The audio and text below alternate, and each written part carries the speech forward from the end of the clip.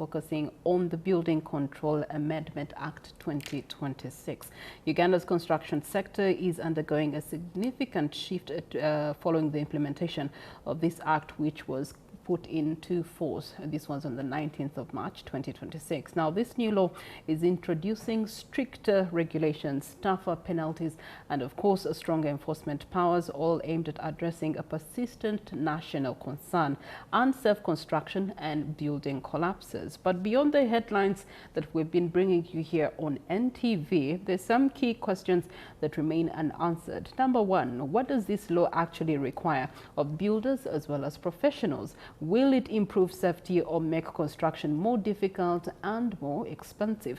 The other question that we have at the back of our minds: are institutions ready to enforce it effectively? And if so, which particular institutions, and what are the mandates of those particular institutions? That is where we're putting our focus this morning as we pick up our Kickstarter for the day. Now, I'm being joined by Joan Atukei, Senior Legal Officer, National Building Review Board, and she comes with legal expertise in construction regulation as well as compliance, working at the Center of Policy Interpretation and Enforcement. And of course, as a board, they are the key voice on how the law will be implemented nationally. Good morning to you, Joan. Priscilla. It's a pleasure to have you. It's a pleasure to be here. Okay. Then we're also being joined by Peterson Mwesiga, who is an engineer as well as a lawyer, dual expertise in engineering practice as well as the legal compliancy, bringing practical on-the-ground insight into the construction realities and also bridging the gap between the technical standards and the legal obligations. Engineer Counsel, you're most welcome. Thank you. Good morning, our viewers, and it's a pleasure to be here this morning. It's a pleasure to have you. Thank you. Now, to just give you a backbone, but I know that John will do a better job, the Building Control Amendment Act 2026 looks to strengthen Uganda's construction by focusing on enforcement and accountability. In simple terms, building without approval now does attract heavier penalties and also often calculated per square meter. Authorities can now stop construction immediately or evacuate unsafe buildings. The National Building Review Board has stronger oversight powers now, and developers now have clear processes, including the ability to petition authorities in case of delays. In essence, this law is actually shifting Uganda from passive regulation to effective and active enforcement of building standards. This is where we want to focus on having a deep understanding of what the amendments are and exactly how they get to help the different stakeholders. Joan. Yes, Priscilla. I can elaborate on that, but I would like to start with this perspective.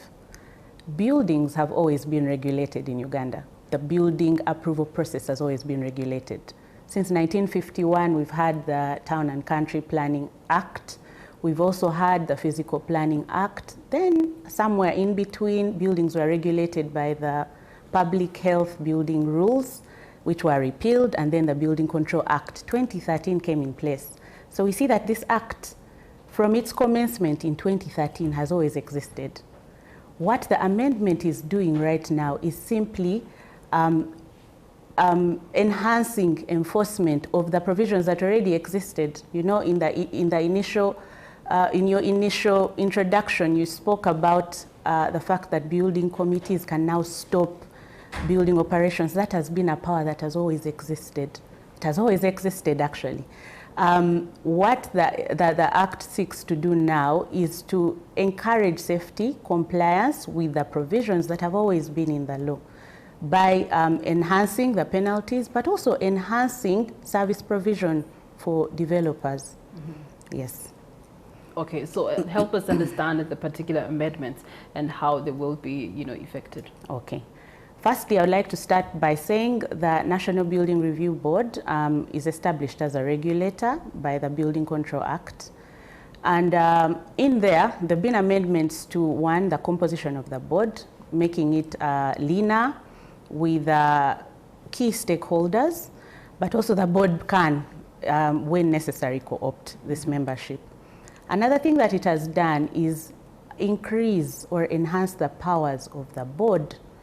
I would like to highlight the fact that the board can now, on top of, can now enter any building site or any place that has a building for monitoring purposes. That's a power that we didn't have. You can't monitor buildings from your desk. In order to make an analysis, we have to be able to enter the site and then come up with a technical report. So that's something that the Act has done. The Act has also given the board powers to issue stop or evacuation orders, but this is qualified. It is qualified because initially that stop or evacuation order is only issued where a building committee has been instructed to take action for purposes of safety, and that building committee does not take that action. So it is only where the building is seen to be extremely unsafe or causing risk to the public, causing risk to injury, causing risk to property, that the board can be able to enter and issue that stop or evacuation order. The board is also now empowered to report incidences of misconduct to public, to professional bodies for disciplinary action to the relevant professionals. We are also empowered to hear and determine complaints. What constitutes misconduct? If there's, for example, an investigation that's conducted, and every professional body, every professional in Uganda has ethical standards that they're supposed to adhere to. So if it is seen that some ethical standard to some degree in that investigation was not met, for example, maybe the instruction that was given on site by a supervising professional was negligently done, which is in essence also led to the implementation of that wrong instruction on site and hence causing maybe risk at a building, then that we can flag and then send to the relevant professional body to investigate if indeed it is even a professional misconduct case. It could be, it could not be, and then that will be at their liberty to take further action as their different laws provide. Mm-hmm. Yes. Okay. For the board also, we can, as I was saying, we can also receive and determine complaints. Previously, we could only hear complaints regarding the building permit approval process. So if someone has a problem with maybe falling debris, a neighbor, stormwater is running through my house, my compound, etc. Mm-hmm. It's not related per se to the building permit approval process. Then our hands were in essence tied. But now we can objectively listen and determine complaints relating to any building operation and any building.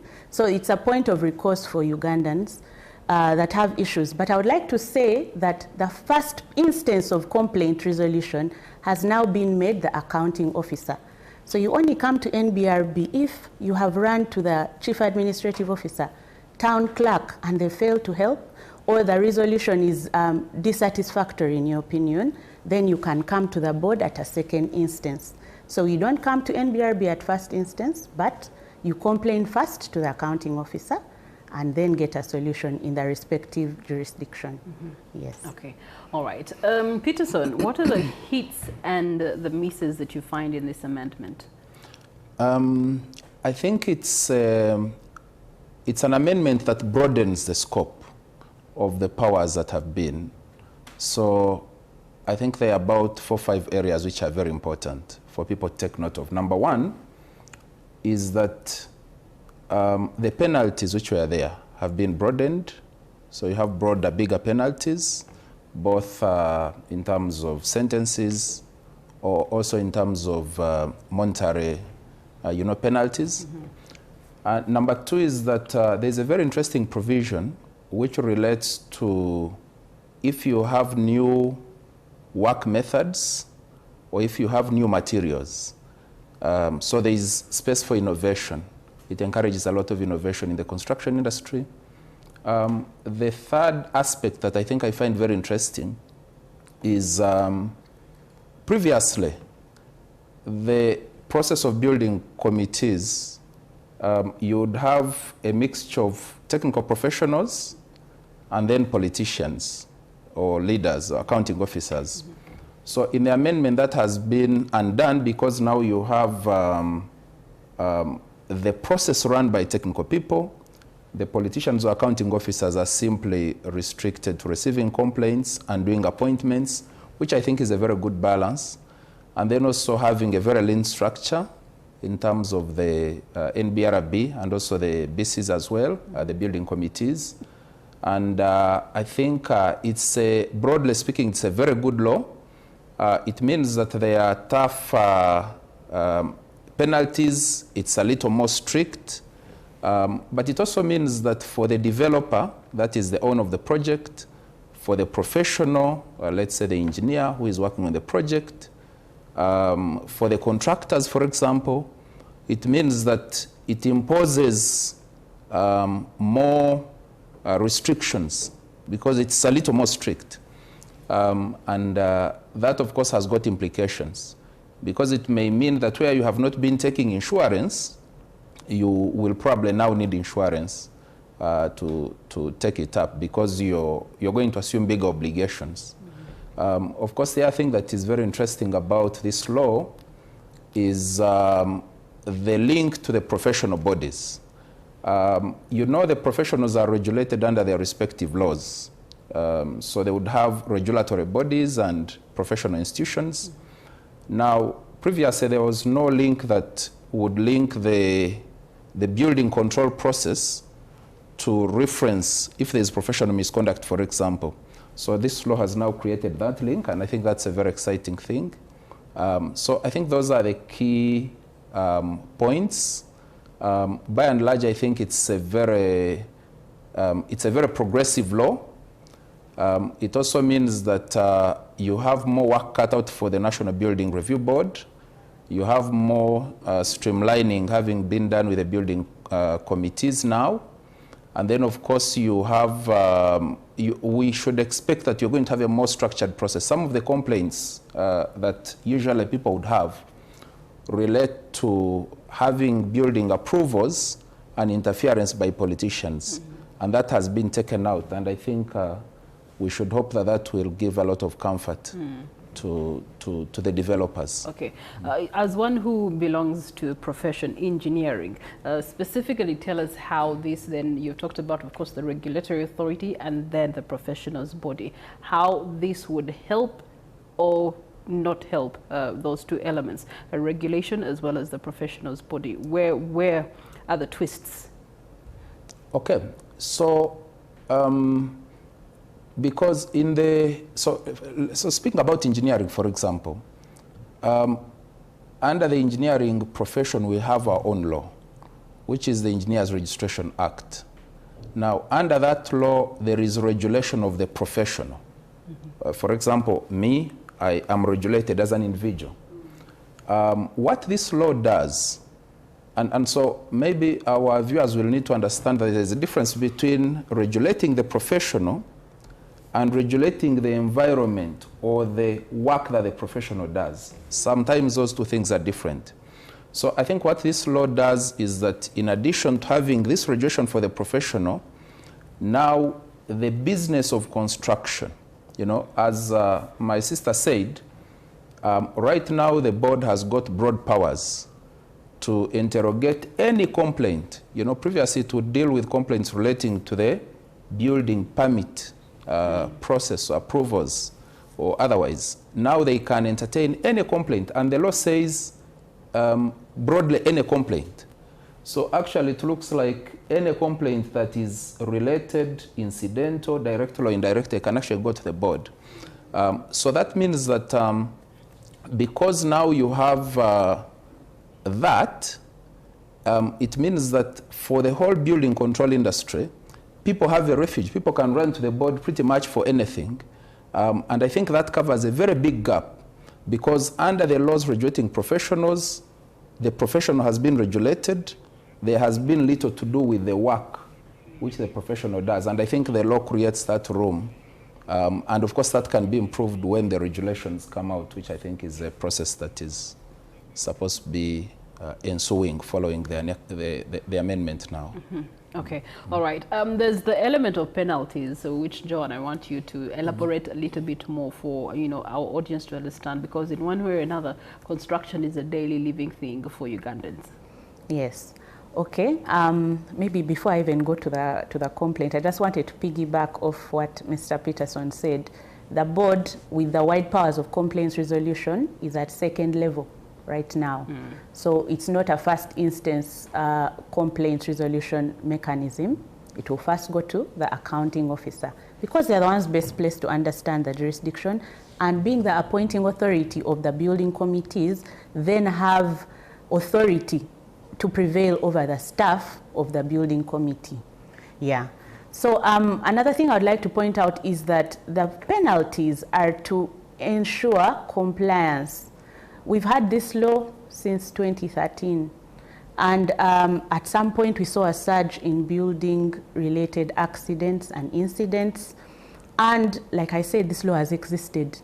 So what we're doing now is to require the public to do what is expected of them in the law. I will give you an example. If I had a 20-story building that can house, I don't know, maybe 1,000 people at a go, and if I had any non-compliance in that building that perhaps could potentially cause an accident, and maybe I didn't have any approvals by way of building permit, the previous penalty for such a building was 50 currency points. That's 1 million Uganda shillings. By the time I, a developer, can afford to construct a building of that magnitude, that class, you know, then that penalty was not befitting of the possible implications of what could happen if that building were to collapse. So now that penalty has been enhanced to make it more deterrent, because even the cost of getting a building permit of compliance is actually cheaper. I will tell you that we've had situations with, there's a prohibited building-related method called the steel, timber, concrete, composite method that was previously prohibited. Now, like Mr. Peterson said, the law says innovations are welcome. We can also welcome that innovation, not only prohibit, but recognize you and make it widely used by Ugandans. So that method being unsafe in the magnitude of its unsafety or uniform usage in Uganda, penalty was also very low. And the implication of using such an unregulated method is far-reaching. So the point of the increased or enhanced penalty is, number one, firstly, safety. That's actually the reason behind all the actions that the board is doing. Safety of the public. That enhanced penalty now for not having a building permit, let's say for the building that I hypothetically described, is now 2 currency points per square meter of that building. The point is to make it more deterrent, because like I mentioned about the STC, we actually found that it is more expensive in the long run to use that prohibited method, the one that is for which the usage is not clearly defined or uniformly implemented in Uganda. It's more expensive to even retrofit and make it safer, having constructed it already. So the cost of compliance is actually cheaper in the long run to do what is required of us than default and then have to face the penalty. So the point is to encourage Ugandans to realize that buildings are real. We live in buildings, we work out in buildings, we study in buildings, our children, you know, stay in buildings. The point is to enhance the compliance and safety of all Ugandans. Yes. Okay, Peterson, there's the element of the small developer. Yeah. And then there's the big developer. Yeah. In light of these amendments, what's the effect to both? I'm afraid both have to take extra precaution. And the reason I say that is that, so let me just again pick up on what you said earlier. When you have, so previously what the law was, and before the amendment, is that the complaints that would be entertained under the old law would relate to maybe injuries or accidents or maybe damaged property in relation to a construction site. Right now, even if you have a complete structure, you know, you completed your structure 2 years ago, The law now allows that we can entertain complaints. Let's say you have a structure like this, it is complete and everything, it has been here for 3 years, but now there is a fire incident, for example, and we work backwards and we find that there was negligence in the design, going backwards, then we can investigate and relate back. In other words, it means that for the small developer or for the big developer who probably has not been following building standards or having building permits, they have an incentive because of the law to make sure that they comply. Otherwise, what is going to happen is that even when you think that you can quickly develop and cut corners and have a structure, if it does not have a permit, or if it has not followed the building standards, we can actually go back and that will have an effect. Yeah, so that is broadly how I see it, that you're going to have an effect on both of them. Of course, the only difference really would be that a big developer has to spend more money, so they probably have to... All right, so this conversation is opening up a can of worms. There are quite a number of questions that are coming through our social media platforms. The first question would be, who issues the permits? The permits, like I mentioned earlier, NBRB is a regulatory body that oversees and monitors the activities of building committees.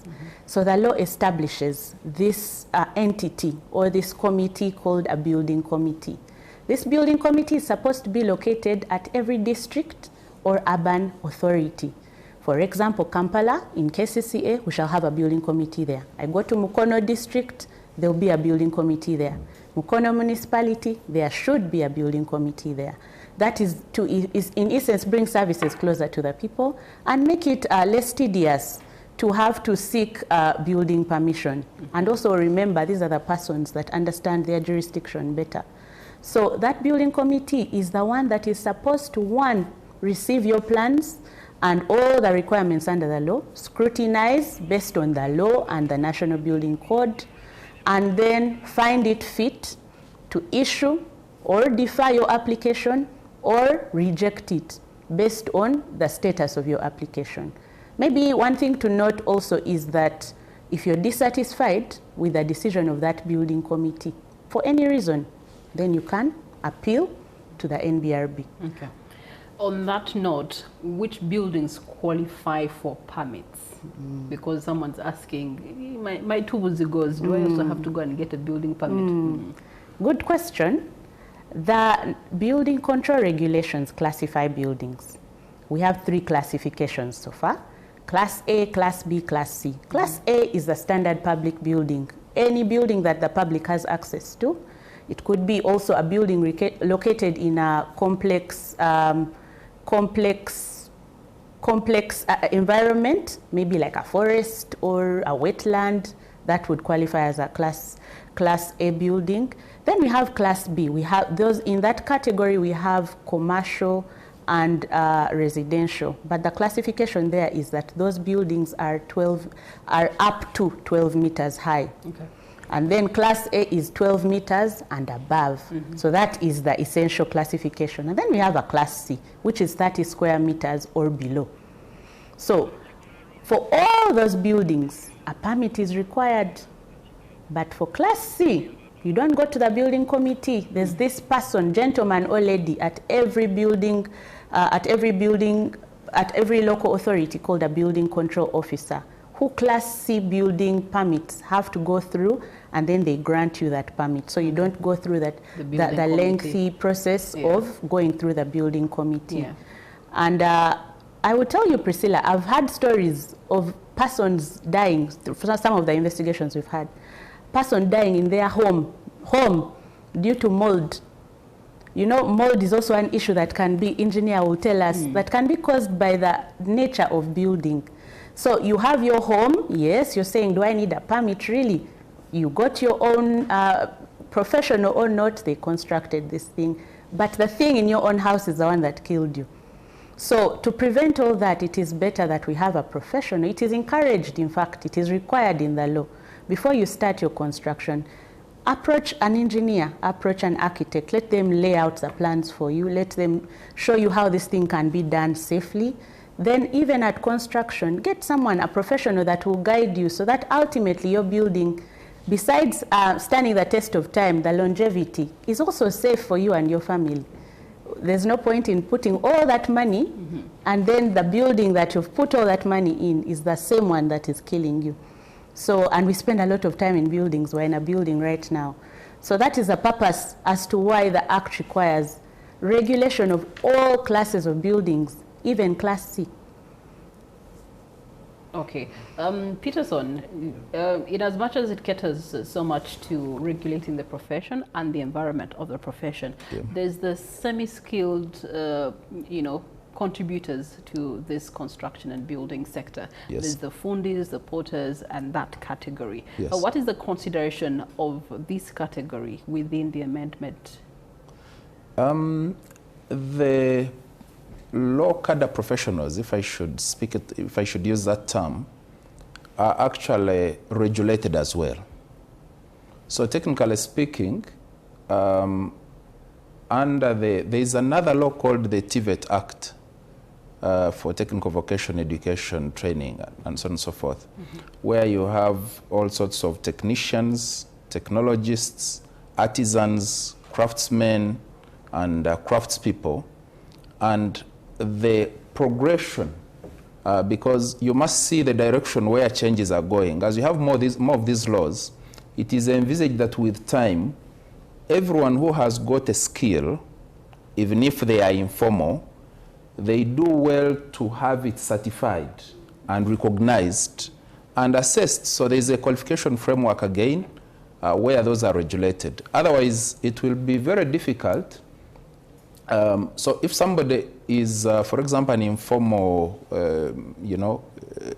artisan, for example, then how shall we know whether their skill is an artisan at which level?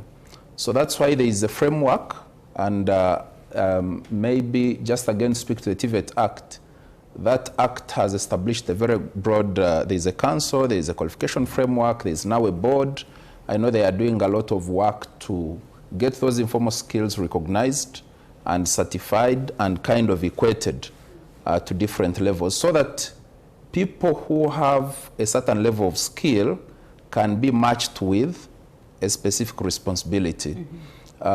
It's, I think, a challenge. It's a regulatory issue, actually, because, for example, in the engineering profession, for the engineers and technicians and technologists, it's very easy to know their respective skill levels, and therefore that kind of matches the work that you assign them.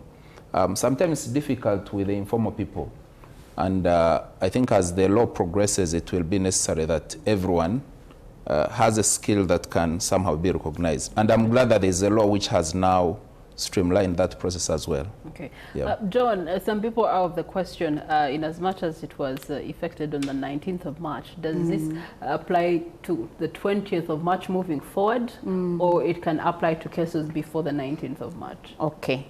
The general rule is that the law doesn't act retrospectively, but to allay those fears, I understand it. I'm a citizen myself. I have to comply. So we are working on regulations that is going to provide a period for Ugandans to be able to bring their operations into the Building Control Act. With the necessary requirements, those will come out at a later stage. But have no fear, there's a period that will be provided for us to, first of all, we are continuing to educate the public. It won't be, it won't be today that we come and, no. And also, just to allay people's fears, I know one fear that I've been hearing a lot is you're going to come and demolish my building.